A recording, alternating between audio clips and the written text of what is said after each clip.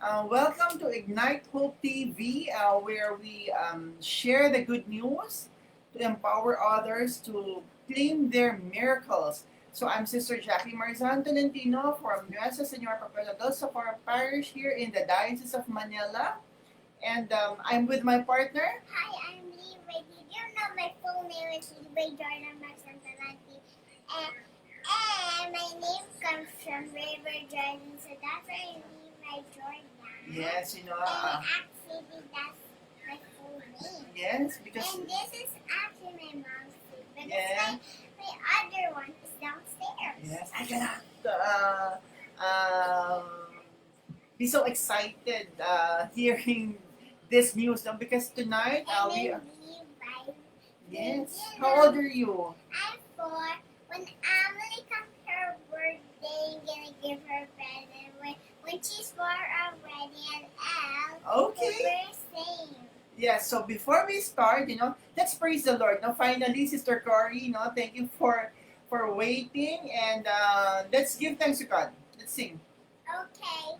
Give thanks with a grateful heart. Give thanks to the Holy One. Give thanks because He's given Jesus Christ, His Son, and now for the weak say, I am strong. For the poor say, I am rich, because of what the Lord has done for us. Hallelujah, Lord, give thanks. I have another song.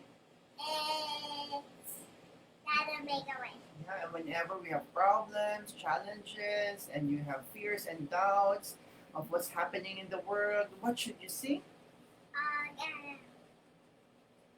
Gotta make a way. Where there seems to be no way. He works in ways we cannot see. He will make a way for me. He will be my dad. Hold it closely to his side. He works in ways for each new day. He will make a way. He will make a way. They have another song.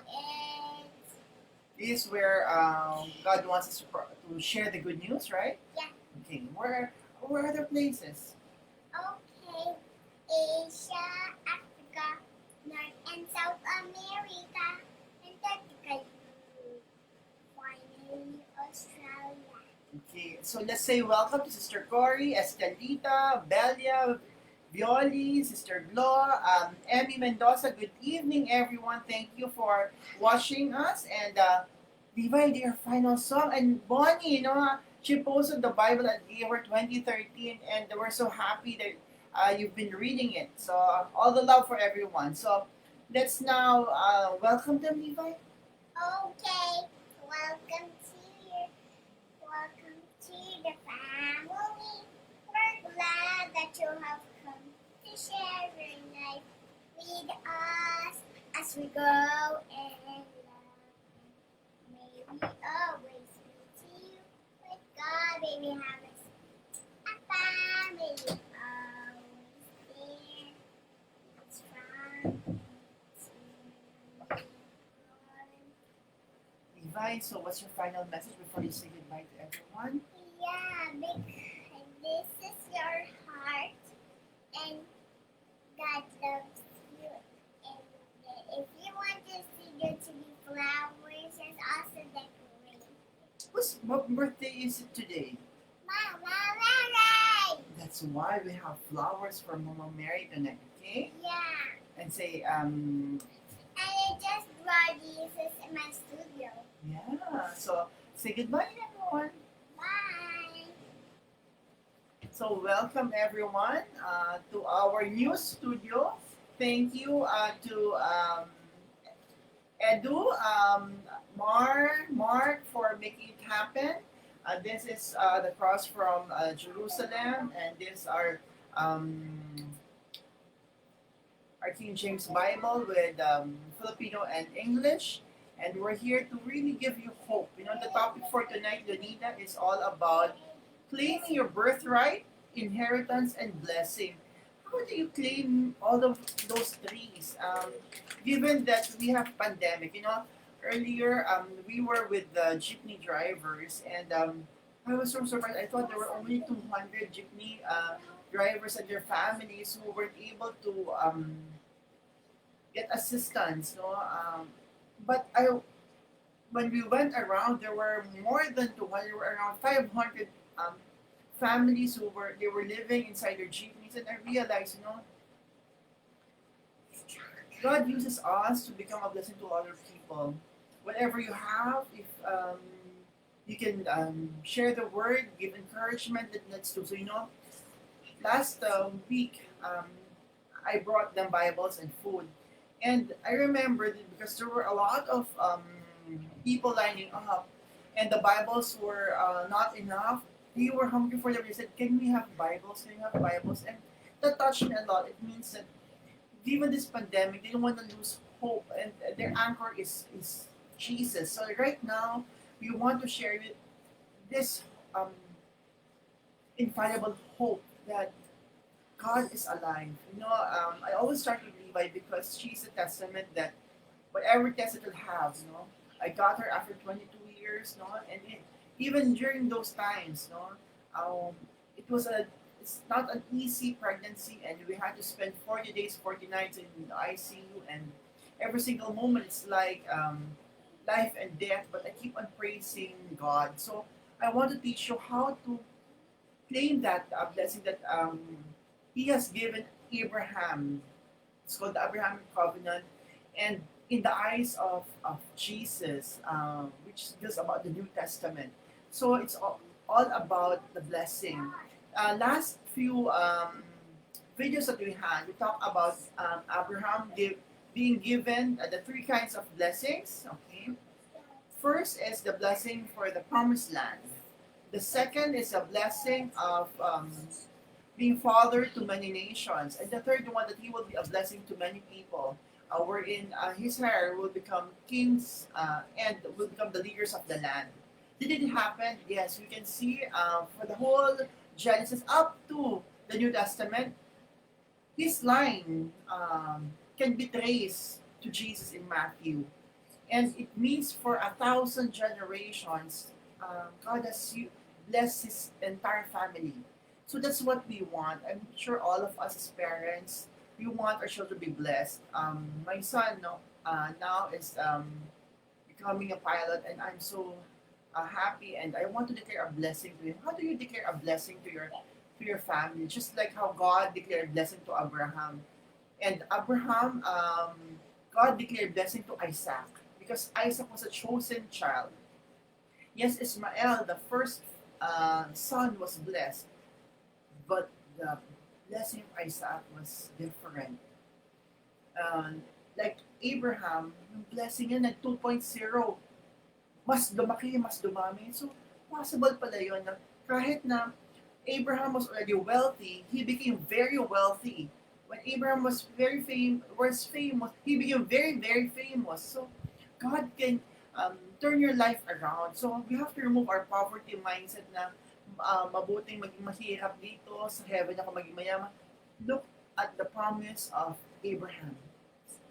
Because we're here to become a blessing to others. Jeremiah 29:11 says that for the plans I have for you is to bless you, give you hope. So, in what happened after Isaac? Isaac had Jacob and Esau. Dito mo makikita actually ang first time na puro kasi ang blessing sinasabi ng Panginoon, no? Dinideclare niya po, and that is the most powerful blessing. But the difference with Isaac and is may dalawa siyang anak, si Jacob and Esau. Si Jacob ang pangalawang anak, while si Esau ang panganay. The challenge is, in our family, nagkakaroon ba tayo ng conflict sa pamilya? Because since a story of a family, how God blessed an entire family, but it is not without challenges, no? Lunita. Ito yung A, B, C, D, E, F. ng mga conflict ng pamilya and how God bless them even if their weaknesses. Was there ever a time that you became angry, letter A, with your family member? That's what happened with Esau, no? He got angry with Jacob because he was so famished. No? Gutom na gutom siya after a hunt. And Jacob was cooking soup and said, "Can I have that?" And Jacob said, "No, sell your birthright for me." Alam mo ba ang birthright ng panganay? Tatlo ang nakukuha mo pag panganay ka. Number one is the kingly blessing. Pangalawa is the priestly blessing. And the last one is the double blessing, yung mga sa inheritance. Pero, I'm sure si Esau at that time, binaliwala niya yung kanyang birthright na yun, na panganay siya. He felt a lot of responsibility kasi siya yung kasama ng tatay niya sa pag-hunt. No? Usually, ang panganay, ang laki-laki ng responsibilidad. Ikaw ang kailangan na magtaguyod sa pamilya mo kung malayo ka sa parents mo. Ikaw yung kailangan mag-aral ng at mag-working student para to ensure that yung mga kapatid mo, magkakaroon din sila ng magandang buhay. So, ang daming responsibility. Sometimes, nagagalit tayo sa responsibility na yun na parang nawala ang childhood mo because of that. So, si Esau, binaliwala yun, sabi niya, sige, gutom na ako, pagod na ako. Kasi every time yung life mo, sabi mo, Lord, pagod na akong alagaan ng pamilya ko, yung magulang ko. Ako na lang ba palagi? So every time nasabi mo yan, I had to work so hard, double, compare sa bunso. Kasi ang bunso laging nagiging paborito. Si Jacob kasi, nagkaroon ng prophecy na sinabi kay Rachel na siya ang maglilig, ang panganay ang magsuserve. Kaya siguro gano'n na lang pagmamahal ng ama sa panganay na anak na lalaki. Lagi kasi ang panganay ang magti-take over ng lahat. No? Yun ang blessing, yun ang birthright ni Esau. Pero binenta niya yun sa isang hindi niya pinalahagan na powerful pala yung birthright niya. And then what happened next? Alam mo si Isaac, ito tinatawag namin ng spiritual na blessing. Bakit? It is the first time, no?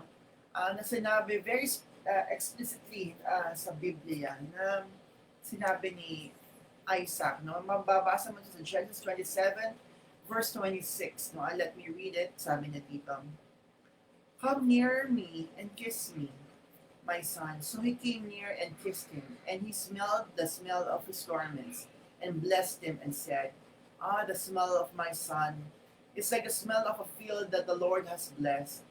May God give you the dew of heaven and the fatness of the earth, and the plenty of grain and wine. Let the people serve you, and nations bow down to you. Be Lord over your brothers, and may your mother's sons bow down to you. Cursed be everyone who curses you, and blessed be everyone who blesses you." Ang tanong ko sa inyo, kanina sabi ko, minsan nagkakaroon ng tampuhan sa pamilya, hanggang naging letter B na, nagkakaroon ng bitterness na, bakit yung si Jacob, mas mahal siya ng nanay ko. Kasi si Jacob, siya yung kasama palagi ng nanay sa bahay. Kumbaga ito yung laging tumutulong sa nanay sa gawain sa bahay. Siya yung, ang tawag dito kung may papa's boy, ito mama's boy. Si Esau yung talagang very strong, na lagi kasama ng tatay. So, I'm sure there were some bitterness also sa mga kapatid na yan na hindi man explicit sinabi, pero makakaramdaman mo the way they converse with one another. So, nagkakaroon pala ng bitterness. Kasi alam nyo ba, si Rebecca was barren for a long time until God opened her womb. So, ganun pala, no? Nagkakaroon ng barrenness sa mga babae. Kanina, anger, affliction, but affliction. Nung pagtanda na nila, nagkakaroon na sila ng problema sa eyesight, si Isaac, no? Ano yung letter C? Nagkakaroon ng conflict. No? So, ito yung mga negative emotions na was the root cause of a lot of problems in the family. Karoon ng conflict, ayaw na nila sa isa to the point na nung ang na-bless ay si Jacob. Yung kanina, yung blessing na is para kay Esau na ibigay kay Jacob. Kasi nga, yung mom niya sabi niya, duwali na ako mamatay, basta ikaw ang ma-bless. No?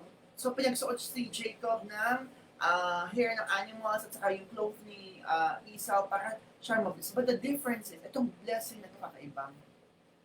Hinalikan, niyakap, inamoy, at biniles. Ano ibig sabihin nun?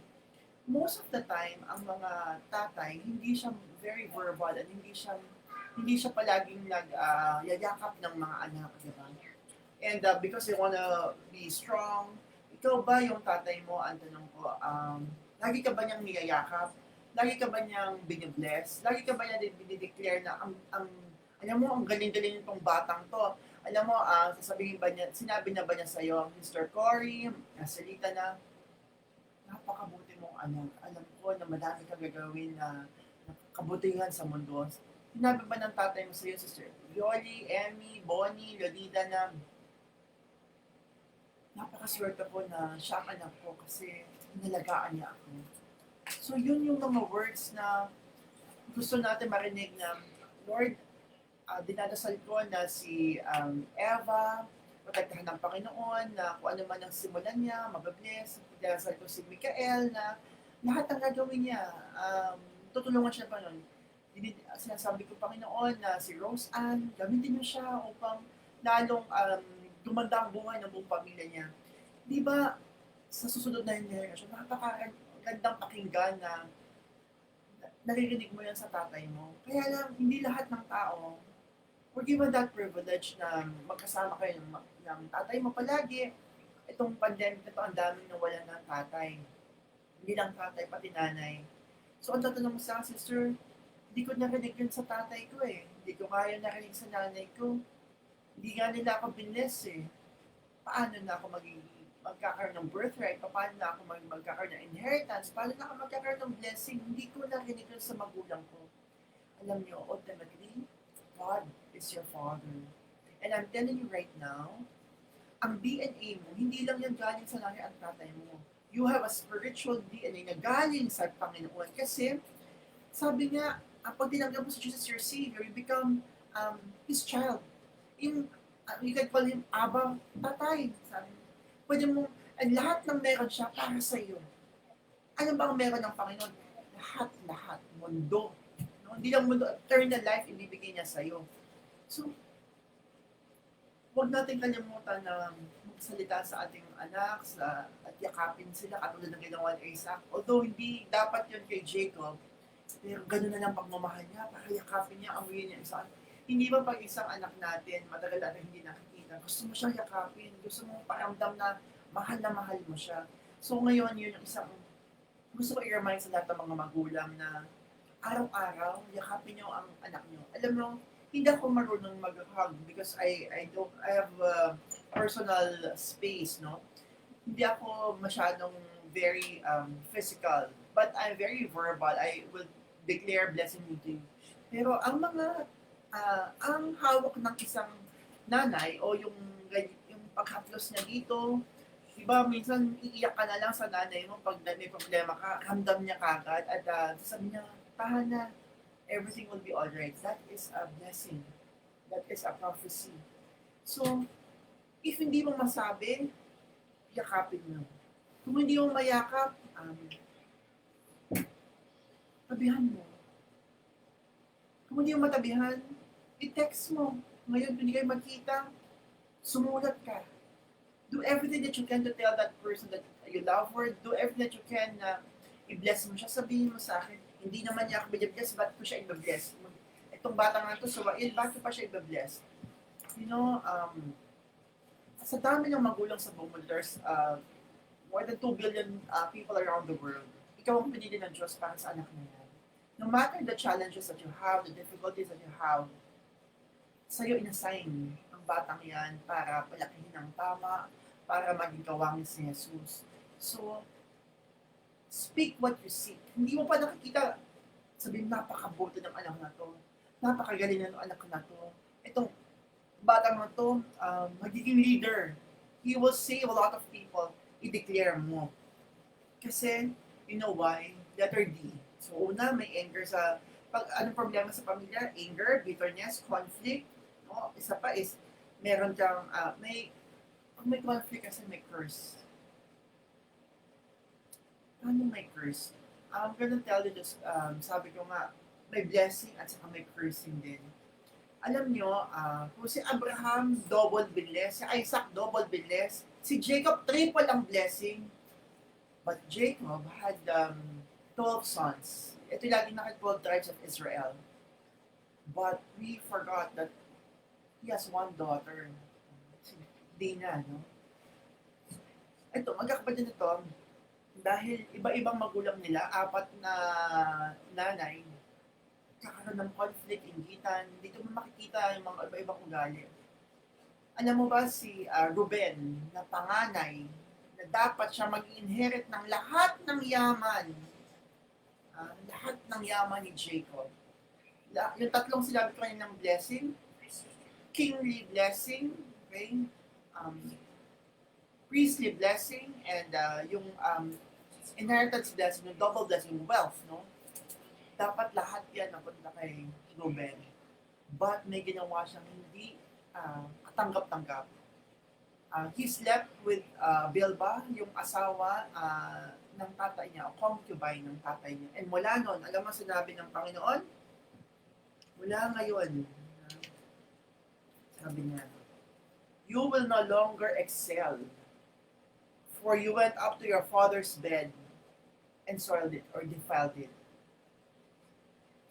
Maraming panahon, maraming beses na minsan ang nasasabi ng nanay ay, o tatay ay curse sa anak, hindi blessing.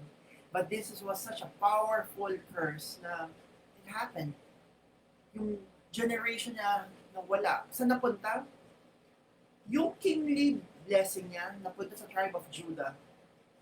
Yung kanyang priestly blessing napunta sa tribe of Levi. At yung kanyang double inheritance napunta kay Joseph. Wala sa kanya yung blessing. But, you know, God is still faithful. Bakit? Sometimes, kahit na yung nagkakaroon ng envy sa magkakapatid. Katulad to kay Esau at kay Jacob, nagkakaroon sila ng envy and it became the root cause of a lot of pain sa family because of favoritism. And, nung famine na, ito na, kita mo na lahat ng problema. Ngayon, itong nangyari na to was, 4,000 or 5,000 years ago, ito pa rin ang kwento ng buhay ng tao. Ito pa rin, hindi ba?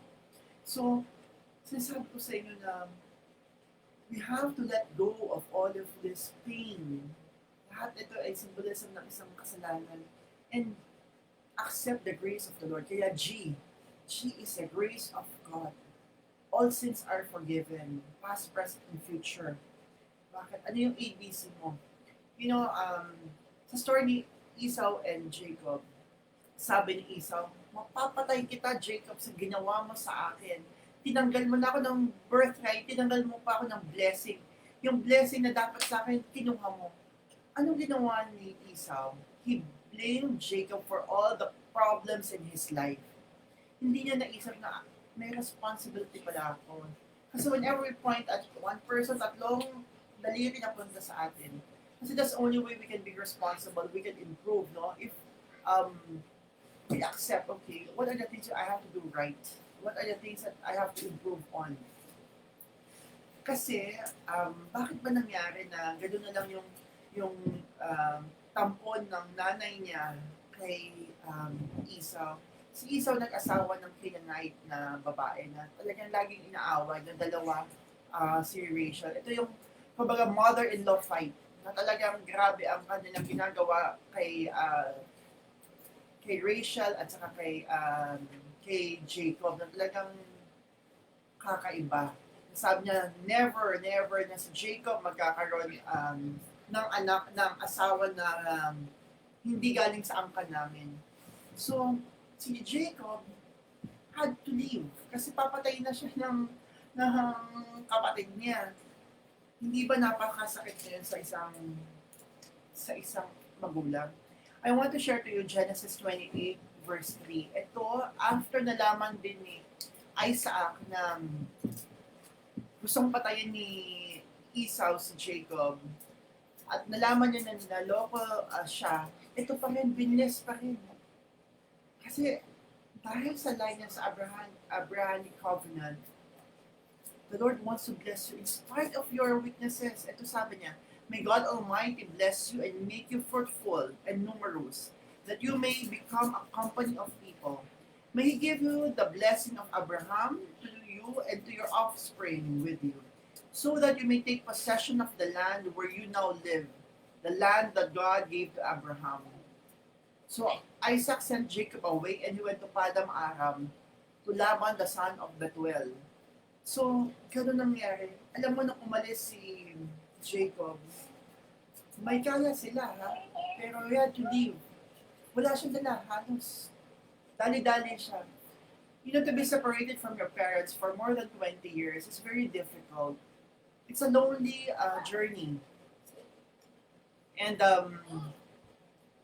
sabi nga, because of the favoritism na nangyari, alam mo, hindi na nakita ng, tingnan mo sinabi na niya, kahit mamatay pa ako, basta ikaw lang ang mag-bless, follow me. Namatay ang nanay, hindi niya nakita. Kasi, kumbaga, exile siya. No? And tingnan mo how Jacob paid the price when he was dun kay Laban, no? Yung kailang relative. Nagustuhan niya yung si Rachel. Pero sa law doon, dahil wala siyang pera to pay for the dowry, he had to work. No? He had to work for 7 years to get Rachel. But, niloko siya ni Laban once. Ang binigay sa kanya yung panganay si Leah. Sabi niya, you had to work another 7 years to get her. 14 years to get her. Ganun katindi. Hindi lang nung sabi niya, siguro naman, pwede naman akong makabalik na sa amin. But I have nothing. Pwede bang bayadan mo yung wages ko? Fully paid na ako sa dowry ko sa anak ko.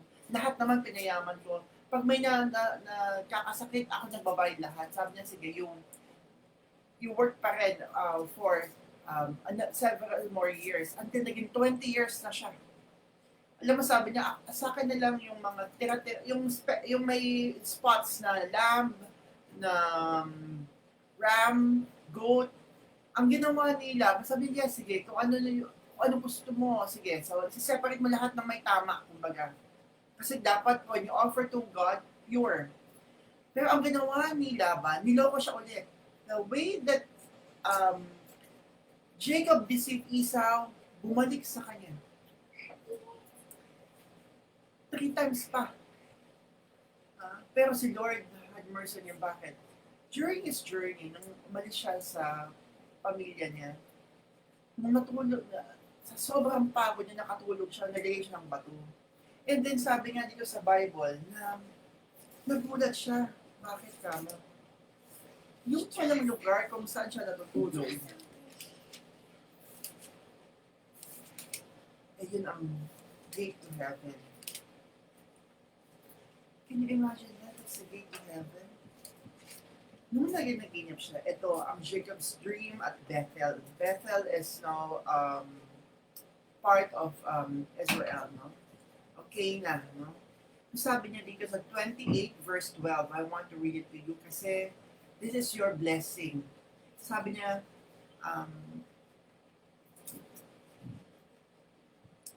he put the stone under his head and lay down, and he dreamed that there was a ladder up on the earth, the top of it reaching to heaven, and the angels of God were ascending and descending on it. And the Lord stood beside him and said, I am the Lord, the God of Abraham, your father, and the God of Isaac. The land on which you lie, I will give to you and to your offspring. And your offspring shall be like the dust of the earth. And you shall spread abroad to the west and to the east, to the north and to the south, and in your offspring. Know that I am with you and will keep you wherever you go, and will bring you back what I have promised you. Surely, sabi ni Jacob, the Lord is in this place. How awesome is this place? This is none other than the house of God, the gate of heaven. What if sa bahay mo, yung pala ang gate of heaven? Teresa, di ba? Sa pakinggan yung bahay mo sa Gate of Heaven. I want to claim that at my house and this miracle studio sa Gate of Heaven. Alam mo ginawa ni Jacob? Sa sobrang ano niya, naglagay siya ng bato, naglagay siya ng oil doon. Alam mo ang sinabi niya sa Panginoon ito, sa 28 verse 19, 28 verse 20. Ito yung vow ni Jacob sa Panginoon. Even after 20 years, hindi pa ito nangyayari ha. Ito ang sinabi niya. If God will be with me and will keep me in this way, in the way I will go, and give me bread, humingi ng pagkain, to eat and clothing to wear. Kasi wala naman siyang damit. Talagang paspasan ng alis niya. So that I come again to my father's house in peace. Kasi nga, di ba, nagkaroon ng broken family. Then the Lord shall be my God. And this stone which I have set up for a pillar shall be God's house. And of all that you give me, I will give you 1/10. Alam mo, hindi pa sinasabi sa law na kailangan magbigay ka sa Diyos ng 1/10 ng blessing mo. In-offer niya ni Jacob. Kaya ang blessing niya was something different. Si Laban, kahit na niloko ni Laban si Jacob so many times, but the Lord is with Jacob.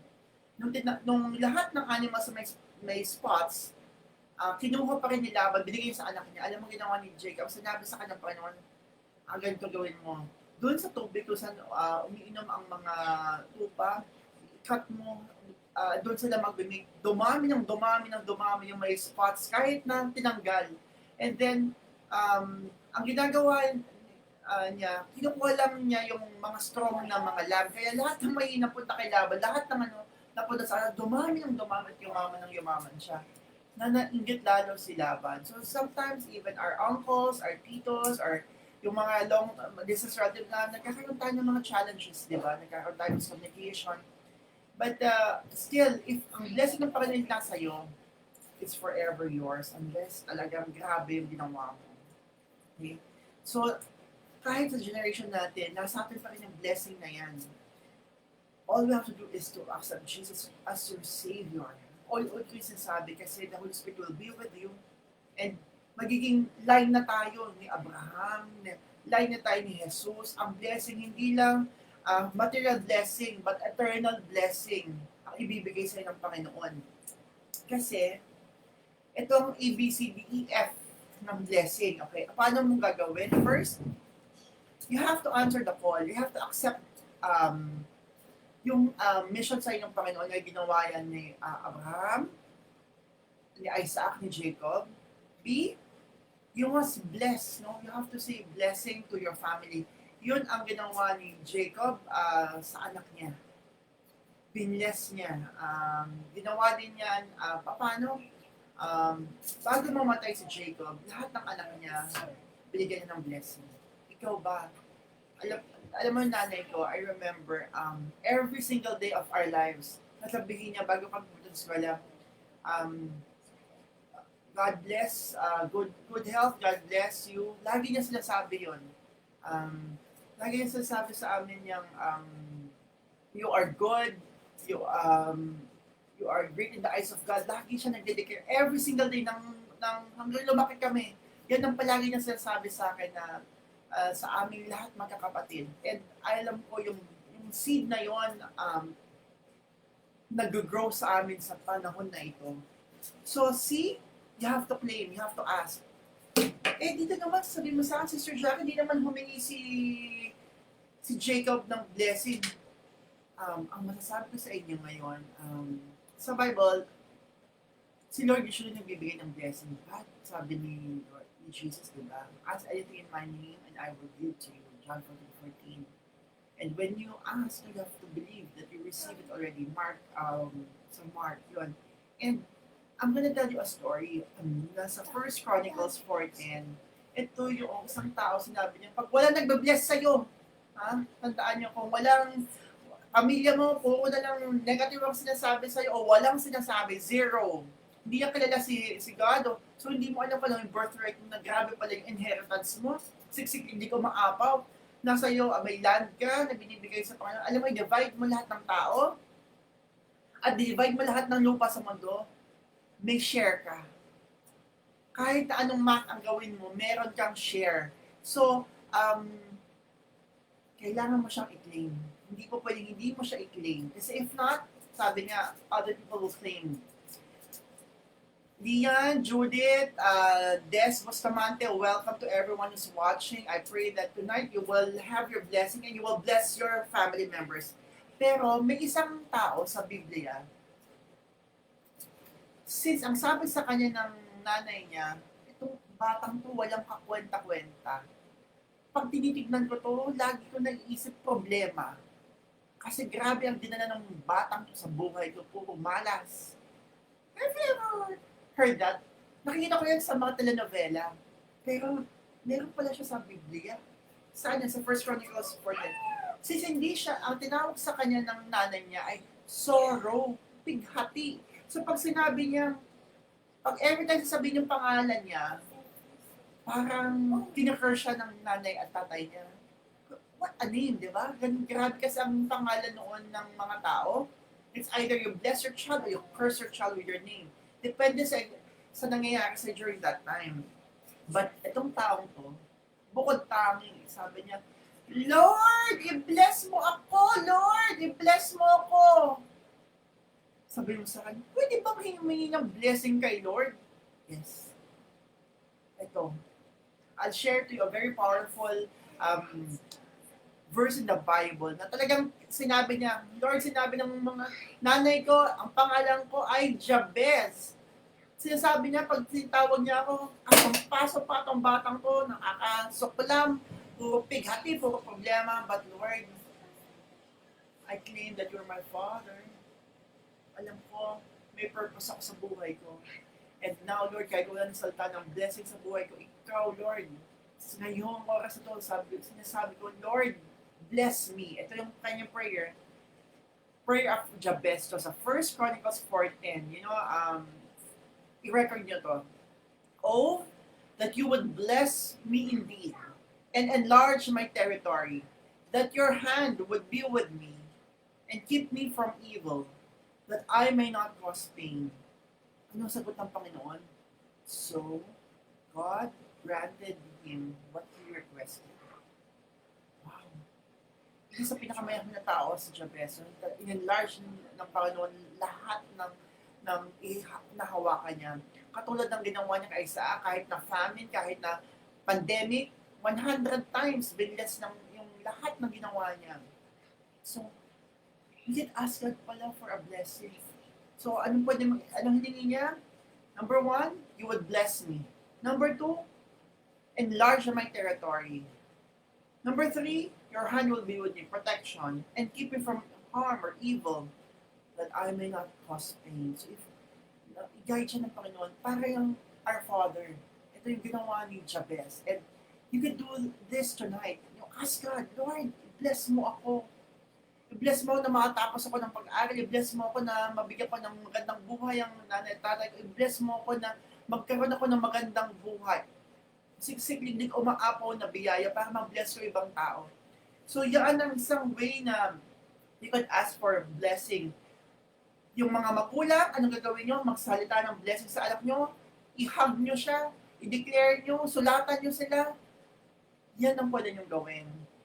See, yung kinilay niya, D, your debts are forgiven. Ano ibig sabihin nun? Alam mo, nung after 20 years, nag-sacrifice si Jacob kay Laban, yumama na siya, sabi niya, it's time na makauwi na ako sa tatay ko. Kasi mahal na mahal ko siya, miss ko na siya.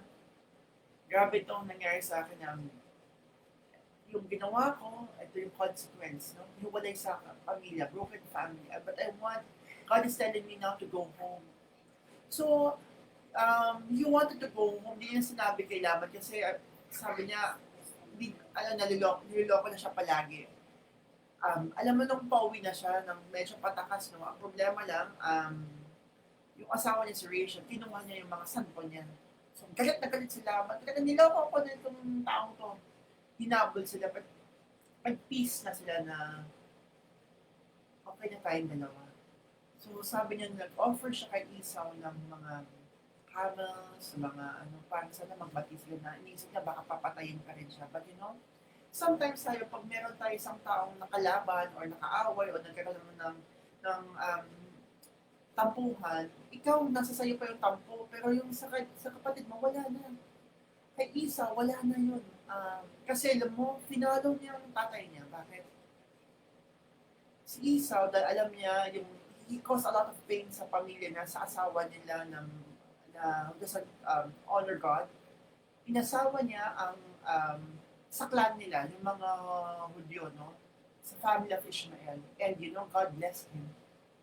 God bless Esau in spite of the challenges because na-bless siya ng tatay niya. So, pagbalik ni Jacob, takot siya. And sabi ng mga tao, naku, nandito na si Esau, may 400 na tao, sabi ni Lord, sabi ni Jacob, ito na ang katapusan. So, hinawalay-walay niya yung asawa niya, no, para kung mamatay man, hindi yung anak niya mabubuhay. And Jacob prayed, and ito yung time na he wrestled with God. And sabi niya sa angel, I will not let you go until i-bless mo ako. Tignan mo, yun ang i-bless mo ako. Kasi yung dineclare ng Panginoon sa kanya 20 years ago, hindi pa niya masyado nakakamdaman matinding blessing. Yung hip niya, nagkaroon siya ng bali. Kasi ginanon siya para ma-let go niya. And he had the experience of having face-to-face with God. At that moment, God changed his name. From Jacob, he will now be called Israel. And that changed the whole story. And Israel, the one is now the father of the 12 tribes. Si Esau, saka siya nagkabati. And sabi ni Esau, wala na sa akin yun, matagal na. Sabi nga niya, ulit ka, magsama tayo. Sabi ni Jacob, masaya na ako na kita, natawad mo na ako. Yun ay more than enough. And that started the blessing of a lot of the children. Nagkaroon na ng healing yung pamilya. Yung broken family, nagkaayos na. Sometimes it takes a lot of humility and you ask God for that. Kasi grasya yun ng Panginoon. Ito, alam ko, sabi ng Sister Jackie, itong story na ito kakaiba. Paulit tayo sa Genesis because ito ay story ng pamilyang Pilipino. May tampuhan, may aksyon, diba? Sabi nga, nakakalimutan kasi natin minsan i-bless ang mga anak natin o i-bless natin magulang natin, i-bless natin yung mga tao, mga kapatid natin. So now, gusto ko i-remind kayo na during this pandemic na sulatan mo, kaya text mo yung anak mo, yung pamilya mo, tatay at nanay mo na mahal kita, maraming salamat. Ngayon, I pray, I declare na bibigyan ka ng hindi lang magandang buhay, yung buhay na kasaya-saya. Makikita ng tao na God touched Rose Ann and Rhoda. Makikita mo how blessed they are. Yung pamilya na talagang umangat ng todo, sila nagbigay ng bahay sa kanila. God touched the family of Lian, si El, at saka si Elijah, at saka si Elisha became leaders of the church and buong ang kanya for several generations will be blessed. No? Continue to prophesy sa anak ninyo. So, may birthright kayo, tandaan nyo yan. You have to learn how to claim it. May inheritance ka, double. Sabi nga, and yung kayang blessing is unlimited. And sabi nga ng Panginoon sa New Testament, alam ko nakafocus tayo sa something physical. Si Jacob nga, ang hiningi niya, pagkain, damit, protection, which is the hierarchy of needs. Pwede pala natin hingin sa Panginoon mula maliit hanggang malaking blessing. So, tonight, let's ask big. No? Alam mo, itong studio na to, pinipray ko lang, if we'll do a studio tour, makikita nyo dito, nandito yung map of Israel, Jerusalem, Family of Jesus, Madaba, lahat ng mga gamit namin na napundar galing sa Holy Land, it's gonna be exhibited here. We're gonna do a virtual exhibit. Because we want to share that blessing to everyone. So ngayon, ang dadasal natin is para sa pamilyang Pilipino. Naway na ngayon na madaming nag-aaway, nagkakatampuhan, nagkakasakitan ng loob, magkaroon ng kapatawaran at mabuo muli. Kasi wala imposible sa Diyos eh. Minsan nagkakaroon lang tayo ng mga misunderstanding katulad nila Jacob and Esau, katulad ni Isaac at saka ni Rebecca, nagkaroon ng mga paborito. Pero ultimately, we are one family. And walang makakasira sa pamilya ng Panginoon. So let's continue to pray. So as we end, I want to pray for the family. I have a special prayer for the children. Uunahin ko sila para sa mga magulang na nakikinig ngayon kasi alam nyo ba, may special na prayer and mga Bible verse. Gusto ko i-declare nyo sa anak nyo. So let's imagine nyo kung di nyo man kasama ang anak nyo ngayon, ganito yung kamay nyo. Isipin nyo na you're praying for your children. Okay? So these are the scriptures to confess over your children. Okay? Romans 12:12, my children are not being conformed to this world system, but they are constantly being transformed by the renewing of their mind, that they may know what is good, acceptable, and perfect will of God for their lives. My children are a reward and gift from the Lord, and I will enjoy them. Psalms 127, verse 3. My children will flee from all sexual immorality and impurity in thought, word, and deed, and they will realize that their body is a temple of the Holy Spirit. 1 Corinthians 6, verse 18 to 19. In Exodus 20:12, I thank you, Father, that my children honor and obey me. Therefore, they please the Lord and will live a long life. My children are blessed and will be mighty in the land. Psalm 112, verse 2. In Daniel 1, verse 4, my children are children whom there is no blemish, but they are well favored. They are skillful in wisdom, cunning in knowledge, and understand science. They have the ability to stand in the king's palace and teach each other. In 1 Timothy 4:12, my children are examples to others in love, life, in faith, and in purity. Psalm 138, verse 8, my children will fulfill God's will and purpose for their lives. In Deuteronomy 28, they will be the head and not the tail. They will lend and not borrow. Whatever you touch will prosper. This we ask in Jesus' name we pray. Amen. So, para naman sa anak na gustong magdasal para sa kanilang mga magulang. Father, I thank you that you have poured love into my tatay and nanay through the Holy Spirit. I pray that they will be rooted in love and be humble enough to forgive one another. I pray that they will grow more in knowledge, discernment, and understanding. Father, I pray that your love will be the reflection of their love to me and my siblings. Lord, I pray that they will have patience, they will have kindness to each other. They do not envy, do not boast. They are not proud of each other in terms of pride. They are not rude or self-seeking. They are not easily angered. And they keep no record of wrong. They will not delight in evil, but will rejoice in truth. I pray, Lord, that they will always be protected, always hope, always persevere. Lord, I pray that they will receive the blessings that you have planned in their life. And I cast out, Lord, any evil thoughts. I cast out negative emotions, Lord. Illness. In Jesus' name we pray. Amen. So right now, as we end, let us now claim the blessing in our lives. Importante sinasabi natin kasi did you know, whatever it is that will happen to you until September 21 is the one that you have planted on the first that we started the Bible. So you have to declare blessing to your life. Kasi nag-bless tayo sa iba, we have to learn how to bless ourselves. Kasi that's how we activate God's power in our life. That's how we honor God, no? I praise the Lord Jesus, the anointed one, the Almighty God, or the balm of Gilead. I praise the Lord Jesus, your cornerstone, you are the door, your mighty defense. I praise the Lord Jesus, the King of Kings, the Lord of Lords, the greatest provider, the greatest source of patience, the resurrection, the restorer, the redeemer. You are my Savior, my truth, You're the source of understanding, my victory. You are my vine. Young El Shaddai, El Riyama, Rafa, or Zion. Lord, right now I ask the Holy Spirit to befall upon all the listeners, Lord. Give them healing, give them faith, give them miracles of God.